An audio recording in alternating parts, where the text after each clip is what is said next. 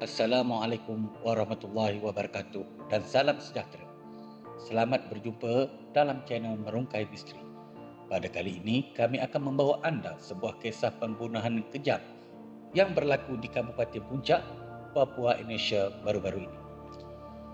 Tapi sebelum kami lanjutkan berita ini, sila subscribe dan share channel ini serta tekan tombol notifikasinya untuk mendapatkan info-info terkini dari channel kami. Kejadian ngeri ini berlaku pada tanggal 1 Mac 2022 yang lalu di Kampung Jenggeram, daerah Boyaga, Kabupaten Puncak, Papua, di mana sekumpulan 9 orang pekerja syarikat Palapa Timur Telematika atau PTT ditugaskan untuk melakukan kerja-kerja penyelenggaraan dan membaik pulih pencawang telekomunikasi di Kabupaten Puncak yang terletak di ketinggian hampir 4,000 kaki dari aras laut. Kawasan ini jauh terpencil ke pedalaman, manakala suhu sejuknya mencecah di bawah 0 darjah Celsius.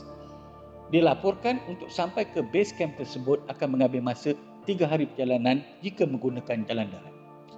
Jadi akses perhubungan melalui jalan daratnya adalah terbatas. Menurut sumber cerita dari mangsa yang terselamat daripada kejadian tersebut yang bernama Nelson Sarera, pada hari pertama mereka sampai di base camp, hari masih siang. Mereka sempat merakamkan aktiviti santai bersama rakan-rakan. Ini kerana mereka merancang akan memulakan kerja penyelenggaraan menjelang esok pagi. Kejadian serangan ngeri dari kumpulan kriminal bersenjata yang dikenali sebagai KKB ataupun kumpulan kriminal bersenjata, ketika itu semua pekerja PTT sedang tidur nyenyak di dalam kemah. Dan tiba-tiba kedengaran bunyi bising, suara orang yang mengarahkan sesuatu. Semua pekerja terbangun dan dilihat seramai 10 orang yang bersenjatakan parang, kapak dan senjata api mengepung kawasan kemah tersebut. Salah seorangnya mengarahkan mereka berbaris panjang. Dan ketika itulah beliau melihat satu persatu kawan-kawannya dibunuh tanpa belas kasihan.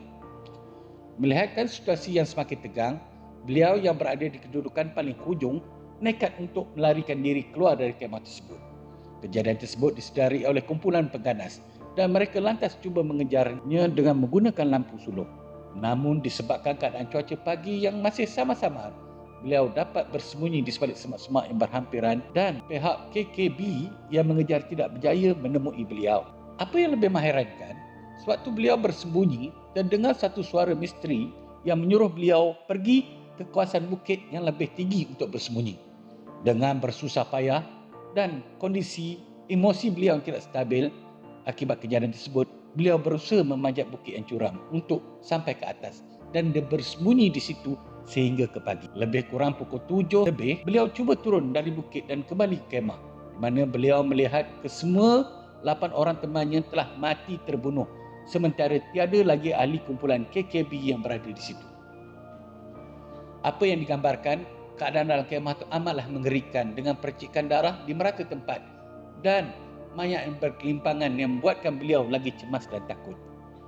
Maka beliau terus lari keluar kemah dan berlari ke pencawang untuk menggunakan sistem CCTV di pencawang tersebut untuk menghubung pejabat PTT demi melaporkan kejadian dan meminta bantuan penyelamat agar segera dihantar.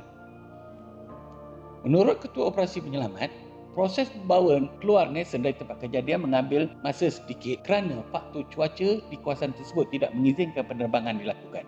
Nelson Sarera terbangkan ke Timika untuk mendapatkan rawatan dari hospital berhampiran sehinggalah keadaannya pulih dan emosinya stabil.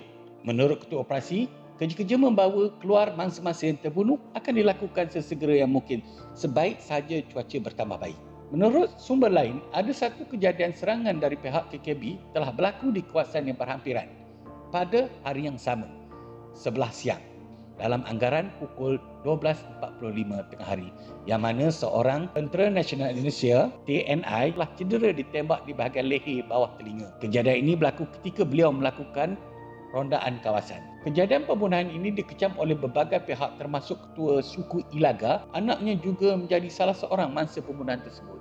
Ketua Suku Ilaga ada memberi amaran dan ancaman kepada pihak KKB agar tidak lagi masuk ke wilayah. Menurut sumber lagi, dilaporkan bahawa jurucakap pihak KKB telah berhubung dan menjelaskan serta mendakwa bahagian kejadian serangan ini adalah berpunca dari salah faham sahaja. Mereka mendakwa dengan mengatakan sangkaan mereka bahawa kumpulan pekerja tersebut adalah Tentera Nasional Indonesia ataupun Polis Indonesia yang menjalankan operasi di kawasan tersebut. Sangkaan inilah yang menyebabkan kumpulan pekerja itu diserang.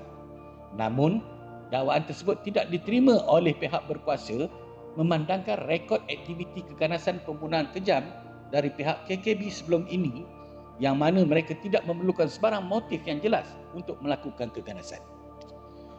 Begitulah kisah pembunuhan ngeri yang berlaku di Kabupaten Puncak Papua yang mana apabila manusia itu tidak lagi menghargai nyawa dan nilai-nilai moral dalam perhubungan sesama manusia. Semoga kejadian begini tidak lagi akan berulang di masa hadapan. Sekian, terima kasih.